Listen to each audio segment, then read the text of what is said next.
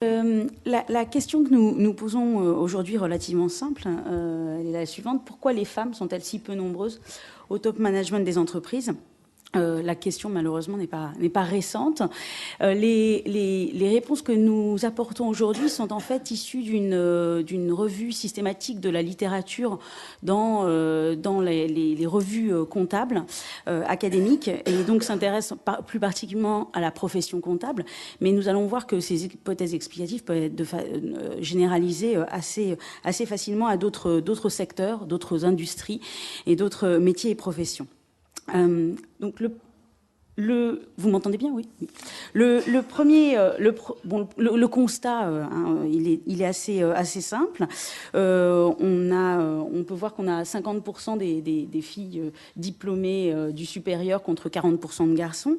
Mais évidemment, donc a priori, plus de chances de progresser dans les entreprises. Mais les données sont un peu alarmantes, puisque aujourd'hui encore, les données datent de 2005, mais les choses n'ont guère changé depuis 2005. Elles ne représentent que 7% des cadres dirigeants des 5000 premières entreprises françaises. Elles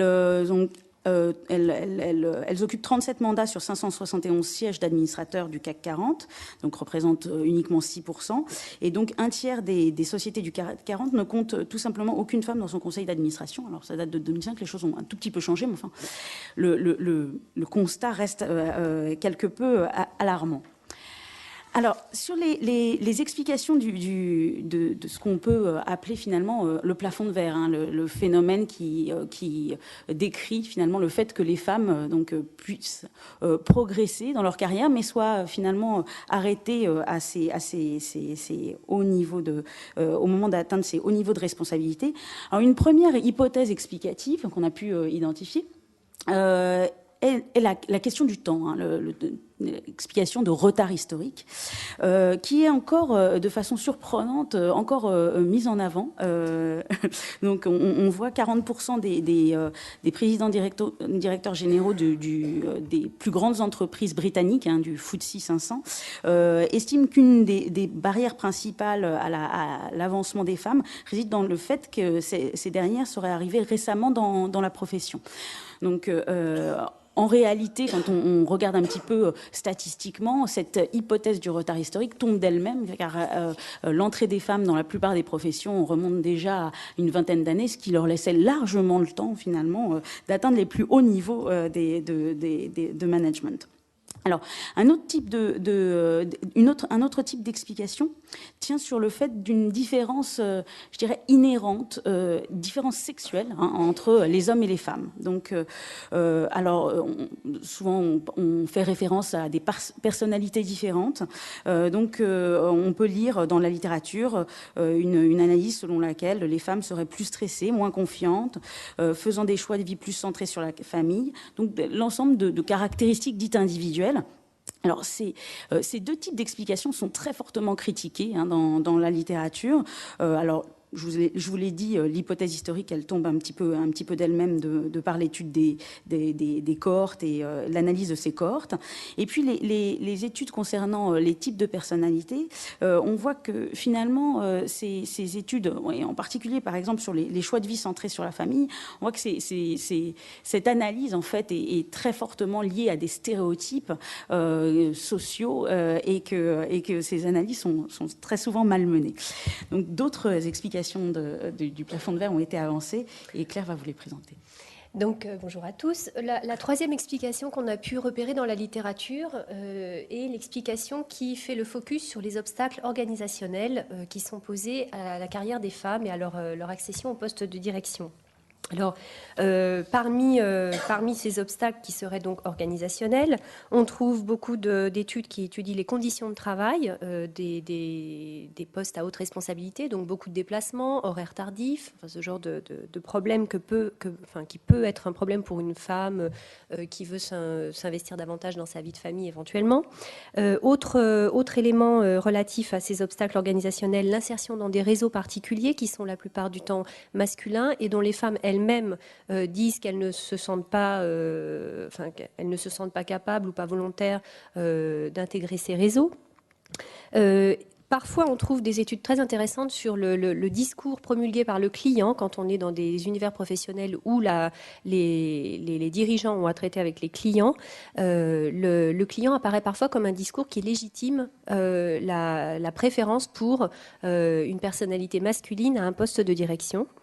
Et puis, on trouve également des études intéressantes sur les politiques RH, notamment les effets pervers des arrangements du temps de travail, qui sont parfois labellisés femmes, alors qu'en fait, ils pourraient intéresser tout le monde dans l'entreprise, ou bien encore la détection des hauts potentiels à un moment de carrière où la plupart du temps, les femmes se posent la question de fonder une famille, c'est-à-dire à environ 30 ans. Donc là où pour les hommes, cette détection de hauts potentiels peut arriver à un bon moment, puisque la paternité est quand même vécue moins difficilement, elle n'est pas vécue comme un obstacle à la carrière pour l'homme, mais elle l'est davantage pour la femme. Donc il y a cette détection des hauts potentiels aussi qui se pose. Et enfin, le phénomène d'homosocialité. Alors, l'homosocialité, vous connaissez sans doute ce que ça recouvre, mais c'est l'idée que les dirigeants hommes vont avoir tendance à recruter et promouvoir des personnes qui ont un profil semblable au leur, donc même participation dans les mêmes réseaux, formation équivalente, enfin des choses tout à fait naturelles, c'est-à-dire qu'on va promouvoir des gens qu'on connaît. Donc, si on n'a jamais vu de femme pendant les week-ends au golf, eh ben, on ne va pas promouvoir une femme. C'est ce qui paraît tout à fait humain, finalement. Donc voilà pour les obstacles plus relatifs aux organisations. Alors cette explication-là, comme les deux autres, n'est pas tenable en elle-même, c'est-à-dire qu'on ne peut pas mettre la responsabilité de cette absence ou de cette rareté des femmes au poste de direction uniquement sur l'organisation, ce qui voudrait dire finalement que la femme subit son univers professionnel, or c'est quand même pas, enfin, heureusement on n'en est pas là. Donc il y a d'autres explications encore qui peuvent être avancées, et la dernière explication qu'on trouve, c'est celle qui s'attache aux stéréotypes. Alors, les stéréotypes, donc, on trouve beaucoup d'études qui étudient les rôles qu'on attribue habituellement aux femmes et aux hommes dans la société en général. Donc, le schéma global, c'est le pouvoir, l'ambition, l'autorité. Le mot manager sont traditionnellement associés à l'homme, alors que la femme, on attend d'elle, et également dans les organisations, qu'elle soit une mère. Alors elle peut être une bonne employée ou quelqu'un qui fait très bien son travail, mais on associe davantage le mot mère à femme et manager à homme. Alors, on trouve du coup un dilemme en fait, hein. C'est-à-dire que les femmes qui vont arriver à briser le plafond de verre et qui vont atteindre des postes de direction, car il y en a, sont souvent confrontées à un dilemme.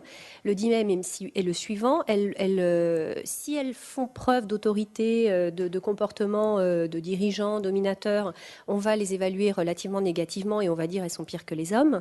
Et puis si elles sont maternelles ou qu'elles mettent en avant d'autres côtés, des choix de vie plus centrés sur la famille, on va dire elle manque de leadership. Donc il y a un dilemme qui se présente quand une femme arrive à ce plafond et essaye de le percer, c'est vers quelle voie, enfin en gros aucune voie ne la sort de ce dilemme.